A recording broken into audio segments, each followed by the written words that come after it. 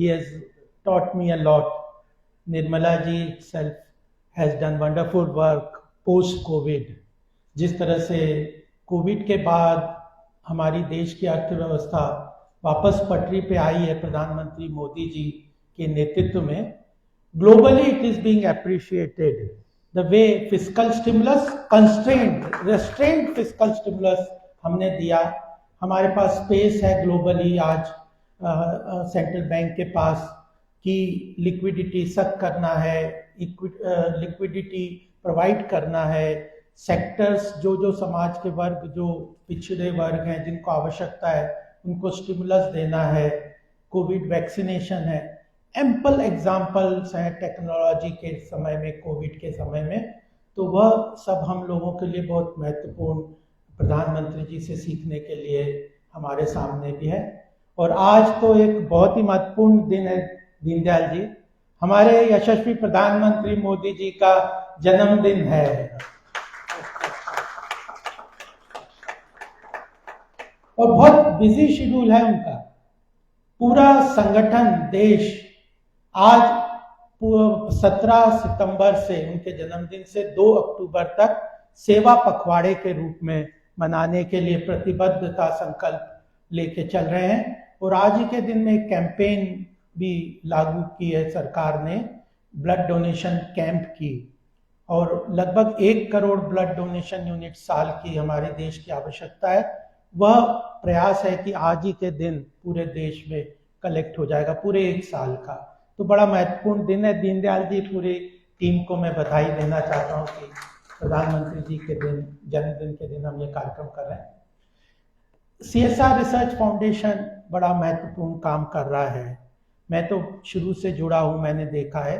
13वां तो समिट है ये थिंक टैंक का, समाज चेतना के लिए सैनिटरी नैपकिन्स की मशीन्स हैं, उसके एनिलेटर्स लगाना है, एक एक जगह पे जाना, अवेयरनेस क्रिएट करना। और यह सब काम करना बड़ा मुश्किल है। दीनदयाल जी की चेयरमैनशिप में यह काम हो रहा है, महावर जी की प्रेसिडेंटशिप में यह काम हो रहा है। मैं इनको बधाई भी देना चाहता हूँ। देखिए, आज के HR में एक सस्टेनेबिलिटी का भी विषय है, और सस्टेनेबल कोई भी काम करना बहुत महत्वपूर्ण है। और दीनदयाल जी की पूरी टीम का यह जो कंटिन्यूस सतत कार्य करने का जो क्षेत्र है, वो बहुत बधाई की बात है। मेरे साथ जादूगर सम्राट शंकर जी को हमने देखा, जो संदेश दिया प्लास्टिक फ्री इंडिया के बारे में, वो महत्वपूर्ण है। देश के तिरंगे की शान के रूप में हम लोगों ने सामूहिकता से उनके जादू को देखा। मैं उनका अभिनंदन करना चाहता हूँ। रवि जी, शेफाली जी, ये सब का कार्यक्रम जो है वो सक्सेसफुल होगा, उनको अभिनंदन भी देना चाहता हूँ। और अलका जी के बारे में मैं एक बात कहना चाहता हूँ। अलका जी, देखिए, मैं 3 कंपनीज में PSUs में रहा हूँ। निपको में सबसे पहले था, बैंक ऑफ बड़ौदा में था, BPCL में हूँ, मिनिस्ट्री के कई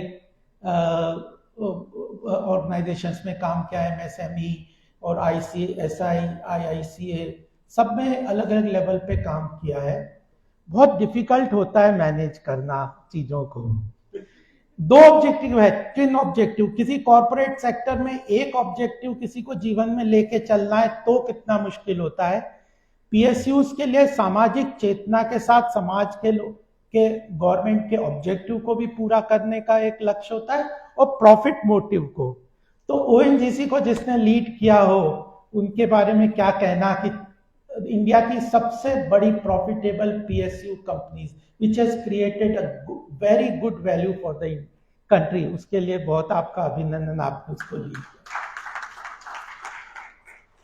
देखिए, आज का यह जो प्रोग्राम है, इस पे मैं पोस्ट कोविड के ऊपर हम चर्चा करना चाह रहे हैं HR के लिए। तो कुछ महत्वपूर्ण बातें, क्योंकि टेक्निकल सेशन भी है, कुछ मैं बातें जरूर कहना चाहता हूं। क्योंकि कोविड के टाइम पे हमने बहुत काम किया, हम सब लोगों ने, CA प्रोफेशन में सब लोगों ने भी काम किया, भारतीय जनता पार्टी ने भी बहुत काम किया, सरकार ने किया, सब NGOs ने, हेल्थ सेक्टर में, सभी सेक्टर में बहुत काम किया है। तो कुछ चैलेंजेस बहुत निकल के सामने आए हैं। ये चैलेंजेस कोविड में तो आए हैं, लेकिन अपॉर्चुनिटीज, चुनौतियां हरदम, जैसे अमित शाह जी भी कहते हैं कि मैं कभी चुनौतियां नहीं करता, मैं उसको अपॉर्चुनिटीज के रूप में मानता हूं। कल परसों भी मैं सुन रहा था उनका रिपब्लिक टीवी के सेमिनार में, किसी ने कहा कि बड़े चैलेंजेस हैं देश में, उन्होंने बोला मैं तो चैलेंजेस को कभी मानता नहीं, उनको चुनौतियां ही मानता है। तो वो चैलेंज, लेकिन चैलेंजेस को हमें आइडेंटिफाई करना बहुत जरूरी है। अपॉर्चुनिटीज भी होंगी, उन चैलेंजेस को कैसे अपॉर्चुनिटी में कन्वर्ट करना, यह कॉर्पोरेट सेक्टर के लिए बहुत महत्वपूर्ण है। और एचआर एक वो बहुत सेक्टर, बहुत बड़ा जो एचआर लीड करते हैं वो उसको मैनेज करते हैं। लेकिन करंट ग्लोबल सिनेरियो में आपके सामने कुछ चीजें रखूंगा। तो वर्क फ्रॉम होम कोविड के बाद बहुत ज्यादा हुआ, सब कंपनीज ने उस समय को वर्क फ्रॉम होम से काम किया और लोगों को, सब जो एम्प्लॉयज हैं उनको बहुत अच्छा लगा, खासकर फीमेल जेंडर, उनको भी बहुत अच्छा लगा। सब घर में रहे, शुरू में बहुत अच्छी तरह से काम लगा, बड़ा आराम से था, टाइम नहीं है, ट्रेवल टाइम बचता है। लेकिन उसके बाद जब कोविड खत्म हुआ, उसके बाद वर्क फ्रॉम होम से एक डिबेट हुआ कि is work from home better और work from office we should move.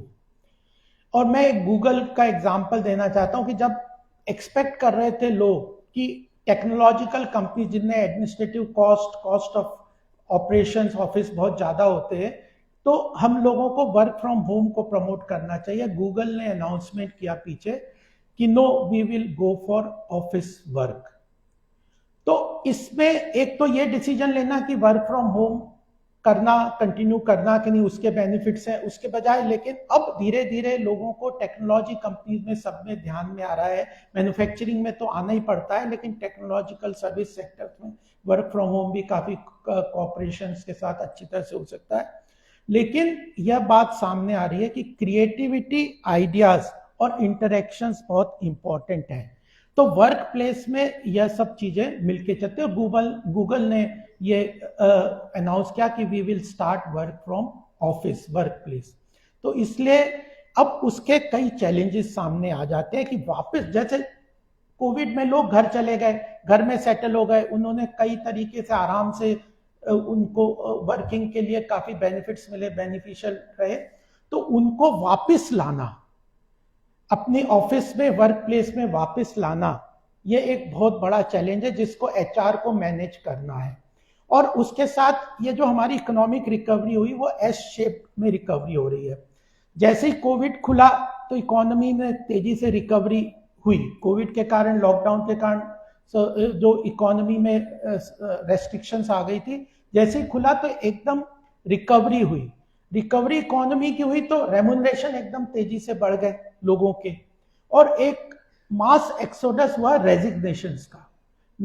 लोगों ने फेस किया कि big demand for jump in the salaries, और रेजिग्नेशंस हुआ, change in the different companies. तो यह भी एचआर के लिए एक बहुत बड़ा चैलेंज के रूप में आया।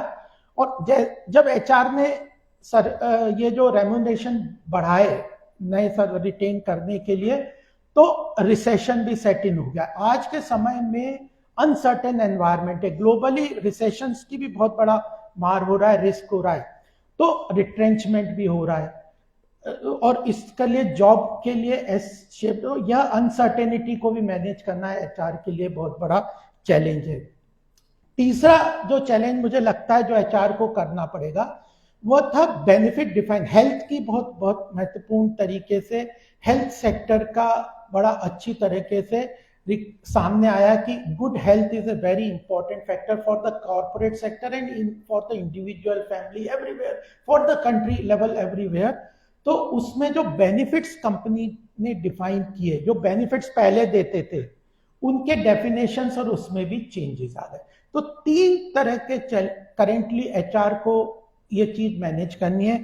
One is to bring people back to the workplace, second is that uncertainty in the economy, sudden jump in the remuneration, fall in the due to recession, there is a retrenchment, then again changes। तो जो changing environment requirement है उसके साथ manage करना। और third is how to redefine the benefits, whether health insurance देना है, club membership, gyms के दिए ने, गुड हेल्थ के लिए क्या वो स्पोर्ट्स एक्टिविटीज कर सकते हैं। तो यह तीन चीजों को लिए एचआर को एक तो बैलेंस करना बहुत जरूरी है। और इसके लिए मैनेज करने के लिए मैं कुछ पॉइंटर बताना चाहता हूँ। अलका जी ने बहुत अच्छी तरह से ABCD में बताया ह्यूमन डेवलपमेंट उसके एस्पेक्ट्स के, लेकिन कॉर्पोरेट सेक्टर में कुछ पॉइंट्स मैं आपके सामने रखना चाहूँगा कि एम्प्लॉय लेवल पे skilling is now the most important because new technology has come, whether it is for communication, whether it is application based services to the client. India में डिजिटल पेनिट्रेशन इतना बढ़िया हो गया है, और ग्लोबल में German के एक CEO से मिला अभी एक फंक्शन में, और वह जर्मन की लेडी थी CEO थी, वो बोली कि मैं तो दंग रह गई जिस तरह से मैं भारत में अलग अलग जगह गई, हाउ आप ऐप से सब्जी खरीद सकते हो, दूध खरीद सकते हो, ऑटो वाले को पेमेंट कर सकते हो, टैक्सी को पेमेंट कर सकते हो। इतना डिजिटल पेनिट्रेशन यूरोप के किसी कंट्री में पेमेंट को लेके नहीं है। तो यह जो डिजिटल रिवॉल्यूशन आई है भारत में, इसमें स्किलिंग की रिक्वायरमेंट, इनोवेशन की जरूरत है। स्किलिंग के लेवल पे लोगों को, एम्प्लॉयज को भी करना है, कंज्यूमर्स को भी उसको एप्स वगैरह को वो करना है, तो इसके लिए स्किल डेवलपमेंट की बहुत जरूरत है। और ये डिजिटल पेनिट्रेशन इंडिया की इकोनॉमी को बहुत, जिस तरह प्रधानमंत्री कहते हैं कि 2047 में जब भारत के 100 वर्ष पूरे हो जाएंगे तो हमें विश्व पटल पे विश्व आर्थिक शक्ति के रूप में, महाशक्ति के रूप में खड़ा होना है। और अब 75 साल जो अभी चल रहा है, यह अमृत काल का एक 25 साल का पीरियड है। तो इसके लिए जो स्किल डेवलपमेंट की रिक्वायरमेंट है वह एक बहुत बड़ा काम है। सबको, सरकार की तरफ से भी करना है, कंपनीज को भी करना है, अपने एम्प्लॉयज को लेके करना है, और HR का उसमें ट्रिमेंडस रोल हो जाएगा। हेल्थ सेक्टर्स भी बदल रहे हैं। इंश्योरेंस सेक्टर में मैं IRDAI के चेयरमैन साहब से हैदराबाद गया था, मैं मिला था, उन्होंने बोला we are targeting a growth of 36% annual in next 5 years in the insurance sector. कुछ सेक्टर्स हैं, वेरियस सेक्टर्स जो हम लोग, जैसे जो चिप मैन्युफैक्चरिंग में सरकार इतना डेवलपमेंट कर रही है, इतना इन्वेस्टमेंट कर रही है, तो इन तरह के न्यू स्किलिंग टेक्नोलॉजीज की मुझे जरूरत लगती है। इसके बारे में हमें कंपनीज में बहुत वो करना पड़ेगा। जब मैं बैंक ऑफ बड़ौदा में था उस वक्त, तो हम लोगों ने काफी इनिशिएटिव HR के लिए, हमारी कंपनी ने लिए वैसे HR उसमें, कि स्किलिंग के ऊपर बहुत लोगों के लिए काफी HR को काफी काम करना पड़ेगा। और दूसरी चीज है इंफ्रास्ट्रक्चर डेवलपमेंट। कम्युनिकेशन के लिए सब लोगों के पास इंफ्रास्ट्रक्चर हो। हमें भी अपनी कंपनी में देखना पड़ा कि लोगों के पास घर में कंप्यूटर नहीं थे, अब वो कंप्यूटर ले जाएंगे तो कैसे चलेगा। लैपटॉप खरीदे जाए, उनके मोबाइल खरीदे जाए, बच्चों के लिए मोबाइल चाहिए, एजुकेशन सब हो रहा है। तो इंफ्रास्ट्रक्चर डेवलपमेंट के लिए कंपनीज ने अपने एम्प्लॉयज को काफी बेनिफिट्स दिए, उनको कंप्यूटर वगैरह इक्विपमेंट खरीदने के लिए फाइनेंसिंग की, उसके लिए डेवलपमेंट एट होम के लिए भी बातचीत। तो इसके लिए भी बहुत वो इम्पोर्टेंट चीज मुझे लगती है। और एक और बात इन सब के साथ, हेल्थ वाला इशू तो है, इमोशनल लेवल पे डॉक्टर्स से जब हम बात करते हैं तो यह जो इमोशनल लेवल पे भी बहुत सारे डिसरप्शंस हुए हैं, अनसर्टेनिटी, फियर एक्सेट्रा। तो ये जो इमोशनल लेवल पे जो मेंटल एगनी लोगों में हुई, people lost their family members, और इतना फियर है और अनसर्टेनिटी हेल्थ सेक्टर में, तो ये इमोशनल इम्पैक्ट जो करता है उसको डील करने के लिए फैमिली वैल्यूज को, ये सब लोगों को साथ में रहते हुए कई जगह कई परिवारों में बड़े डिफरेंसेस भी हुए, तो इन सब चीजों को भी ये मुझे लगता है कि देखना चाहिए।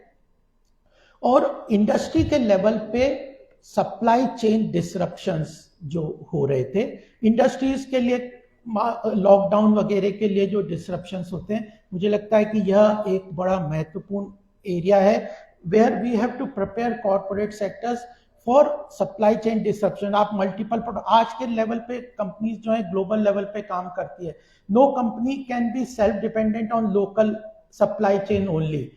कहीं से कंटेनर की शॉर्टेज आ गई, जो चाइना की तरफ से कंटेनर आते थे, तो आपके पास प्रोडक्ट है but you can not send to the other company because containers की शॉर्टेज है, रॉ मटेरियल नहीं पहुंच रहे, ट्रांसपोर्टेशन की प्रॉब्लम्स है। पीछे अभी कंप्यूटर इंडस्ट्रीज में चिप्स की हम देख रहे हैं डिफिकल्टीज आ रही है। तो ये सप्लाई चेन डिसरप्शंस को, अनसर्टेनिटीज को मैनेज करने के लिए भी कंपनी को मुझे लगता है कि बहुत बड़ी आवश्यकता है। एक और बात जो मैं कहना चाहता हूं कंपनीज को, जो कि क्योंकि मैं लॉ का भी स्टूडेंट हूं, मैंने देखा है गवर्नमेंट वर्किंग में भी हमारे यहाँ पे कॉरपोरेट सेक्टर में इंटरनेशनल लॉ की अंडरस्टैंडिंग की कैपेसिटी बहुत ही कम है। पब्लिक पॉलिसी लेवल पे हमारे कॉरपोरेट सेक्टर में, इवन गवर्नमेंट सेक्टर में भी अंडरस्टैंडिंग जो स्टडी चाहिए इंटरनेशनल लॉज को, मेरे को अरुण जेटली जी उस समय बता रहे थे कि WTO और ये गैट जैसे जो ग्लोबल प्लेटफॉर्म्स है, G20, RCEP, ये जो ग्लोबल ट्रेड प्लेटफॉर्म्स है, ये ग्लोबल इंस्टीट्यूशंस है, IMF है, वर्ल्ड बैंक है, ये जिस तरह से काम करते हैं, जिस तरह से इनका इम्पैक्ट होता है, जो ग्लोबल इकोनॉमी को, डोमेस्टिक इकोनॉमी को इम्पैक्ट कर सकते हैं, उन चीजों की अंडरस्टैंडिंग, उनके laws, international law, international arbitration को केसेस में हम कितने बड़े बड़े केसेस लूज कर गए क्योंकि हमारे कॉन्ट्रैक्ट डिजाइन सही नहीं है। तो यह जो कैपेसिटी है, यह आने वाले समय में बहुत बड़ा एक इंडिविजुअल लेवल पे कैपेसिटी बिल्डिंग के साथ देश की रिक्वायरमेंट होने वाली है। हम ग्लोबल इंटीग्रेट इकोनॉमी को कर रहे हैं इन सब के साथ। तो यह capacity building on international law, international institutions, उनकी understanding, research, development, corporate sector में अगर हमें MNCs बनना है, अपनी कंपनी को राइज करना, अपने देश को राइज करना है, तो यह एक चीज बहुत जरूरी समझ की जरूरत है कॉर्पोरेट सेक्टर में। मुझे यह फील अच्छा लगता है डेवलपमेंट के लिए। एक और है वह इंटरनेशनल ट्रीटीज की। आज पीयूष, हम IPEF में गए, पीयूष जी गए थे, उसके पहले ये WTO में भी गए थे, हमने एग्रीमेंट साइन किया। बड़ा डिबेट चल रहा है कि whether we should go in Indo Pacific economic corporation और नो, शुड वी साइन FTA और नॉट, इससे हमें बेनिफिट होगा कि नहीं होगा। और इन इंटरनेशनल ट्रीटीज में ऐसे ऐसे क्लॉज आते हैं कि उनको जब तक आप प्रॉपरली अंडरस्टैंड नहीं करेंगे तो कंपनी की ग्रोथ नहीं होगी। आने वाले समय में ESG कंप्लायंस की बड़ी रिक्वायरमेंट होगी। जब हम WTO में ये जो ग्लोबल ट्रीटीज होती है, यह मैन्युफैक्चरिंग को सपोर्ट करते हैं, ट्रांसपोर्टेशन, जो मूवमेंट ऑफ मैन्युफैक्चरिंग को, तो ये सब सपोर्ट करते हैं क्योंकि that helps global level of developed countries. But हमारे जैसे third world developing countries which have large population, जिसको डेमोग्राफिक डिविडेंड की तरह कहते हैं, उन लेबर मूवमेंट्स को ये ग्लोबल ट्रीटीज बिल्कुल सपोर्ट नहीं करती, ये रेस्ट्रिक्शंस डाल के रखती हैं। तो इन चीजों को समझना, HR को ये चीजों को समझना है कि movement of labour is also very important in addition to movement of manufacturing sector. यह चीज को भी हमें समझना है, ग्लोबल ट्रीटीज से समझ में आएगा। आने वाले जैसे एनवायरमेंटल रेस्ट्रिक्शंस हम लेके आ रहे हैं, ग्लोबल ट्रीटीज में साइन कर रहे हैं, प्रधानमंत्री जी ने भी साइन किया कि नेट जीरो पे हम चले जाएंगे, कार्बन फुटप्रिंट्स को कम कर देंगे, environment sustainability growth, ESG compliant companies को हम ग्लोबल वैल्यूएशंस में लेके आएंगे। हमारे कल ही प्रधानमंत्री ने कहा कि हमारे यहाँ 70 स्टार्टअप्स जो हैं वो यूनिकॉर्न्स के रूप में बढ़ के आए। तो इस लेवल पे ये जो ग्लोबल रेस्ट्रिक्शंस भी आने वाले हैं ट्रीटीज के साथ, चाहे वो कार्बन एमिशंस के लेवल पे आएंगे, ESG कंप्लायंस लेवल पे आएंगे, ये ट्रेड बैरियर्स की तरह काम करेंगे। तो इसमें भी हमें स्किलिंग करनी चाहिए। तो यह चीजें, और टेक्नोलॉजी के ज्यादा मैं लंबी बात नहीं करूंगा। क्लाउड कंप्यूटिंग आ रहे हैं, ब्लॉकचेन टेक्नोलॉजी आ रही है, डिजिटाइजेशन है, बिजनेस रेजिलियंस एंड रिकवरी के इश्यूज हैं। तो ये सारे बहुत इमेंस पॉसिबिलिटी है HR के लिए। उन चीजों को हमें समझना है, कंपनी को उस तरह एनकरेज करना है। डोमेस्टिकली ग्रोथ अपॉर्चुनिटीज भी क्रिएट कर रही हैं, कंपनीज के लिए भी ग्रोथ अपॉर्चुनिटीज क्रिएट कर रही है, और थिंक टैंक्स के लिए भी, दीनदयाल जी और ऐसे थिंक टैंक्स जो इस तरह के काम कर रहे हैं, ये एक प्लेटफॉर्म है जहां पे स्टेक होल्डर्स आते हैं, political people connected with politicians, bureaucracy, जहाँ पे सोशल NGOs भी हैं, एडमिनिस्ट्रेशन भी है, कॉर्पोरेट लेवल पे हैं। ये कॉमन ब्रेनस्टॉर्मिंग से आइडियाज इवॉल्व होते हैं। तो यह चीजें, साइबर थ्रेट्स है, ये सारी चीजें जो हमें ध्यान में रखनी चाहिए। एक रिपोर्ट बता के मैं आपके सामने उस रिपोर्ट, जो मर्सर एक कंपनी है ग्लोबली, HR कंपनी बहुत फेमस है, उसकी एक रिपोर्ट को मैं देख रहा था कल परसों ही। उस रिपोर्ट ने जो फोकस्ड एरिया के रूप में 4 एरियाज बताए थे पोस्ट कोविड सिनेरियो के लिए। ये जो उसमें बताए थे कि ये उन्होंने कहा कि US में जो कंसर्न्स हैं एचआर को, सबसे ज्यादा यूएस के लेवल पे कंसर्न्स है, वो सर्वे था, मार्केट सर्वे, जस्ट मैं आपको मेंशन कर दूंगा। ग्लोबल टैलेंट ट्रेंड्स 2022, इस रिपोर्ट को आप रेफर कर सकते हैं। रिलेटेबल ऑर्गेनाइजेशंस कैसे बिल्ड करना, उसमें डिटेल में उन्होंने काफी अच्छी चीजें लिखी है। उन्होंने बताया कि यूएस में जो बेस कंसर्न है कॉर्पोरेट लेवल पे हेड्स के लिए, वो है cyber risk and data securities. यह बहुत इंपॉर्टेंट है। हमारे यहाँ भी नए लॉज आ रहे हैं, यह जो कोलोकेशन की बात है, जो सर्वर्स कोलोकेशन की है, डेटा सिक्योरिटी के नए लॉज आ रहे हैं यूएस में, यह बहुत बड़ा कंसर्न है। एशिया के लिए जो कंसर्न है कॉर्पोरेट सेक्टर में एचआर के लिए, उन्होंने बताया वो है business resilience, how to make business resilience to changing scenario, ups and downs of business. Europe के लिए यह है, यूरोप मैंने जैसे बताया कि डिजिटल एक्सिलरेशन वो जब देख रहे हैं, चाहे वैक्सीनेशन के लिए, मेरे को एक एग्जांपल बताया था किसी ने, मेरे मित्र ने, कि मैं यूएस में गया, एक वो यहाँ से अभी पीछे कोविड के बाद, और एक उनका अमेरिकन फ्रेंड उनको रिसीव करने आया, कहीं गए तो उन्होंने कहा कि आपका वैक्सीनेशन सर्टिफिकेट दिखाइए। तो जो इंडियन थे हमारे मित्र थे, उन्होंने तो मोबाइल ऐप में खोला और अपना वैक्सीनेशन सर्टिफिकेट दिखा दिया, और अमेरिकन जो था वो पेपर निकाल के अपने बैग में से वो दिखा रहा था। तो इस तरह की बात जो है, यूरोप का जो फोकस है डिजिटल एक्सिलरेशन का, इसके लिए वित्त मंत्री जी की जैसे इन्होंने बात की थी, एक चैलेंज है फाइनेंशियल सेटलमेंट क्लियरेंस का, उसके लिए भारत कई इनिशिएटिव ले रहा है, लेकिन अभी वो विषय नहीं है, मैं उसको नहीं लूंगा। और लैटिन अमेरिका के लिए जो उन्होंने कंसर्न सर्वे में कहा, वो न्यू वर्क मॉडल्स की बात की है। तो सबसे इंपॉर्टेंट लास्ट पॉइंट अंडरलाइन में जो करना चाहता हूं, वो complete reset of work environment होने वाला है। उसमें तीनों चीजें रीसेट होंगी, वर्क, वर्कफोर्स और वर्क प्लेस। कैसे आप अपने काम को डिफाइन करते हैं, how do you execute, processes को कैसे इंप्लीमेंट करते हैं, टेक्नोलॉजिकल रिमोट एरिया से कैसे वर्क के पूरे सिस्टम को आप चेंज करते हैं। तो वर्क रीसेट भी होगा, वर्क फोर्स का भी रीसेट होना है कि स्किलिंग कैसे होगी, क्या उनको इक्विपमेंट चाहिए, क्या उनकी नॉलेज चाहिए, और वर्क प्लेस का भी चाहिए, घर भी एक वर्क प्लेस बन गया, वो भी रिमोट एरिया भी बन गए।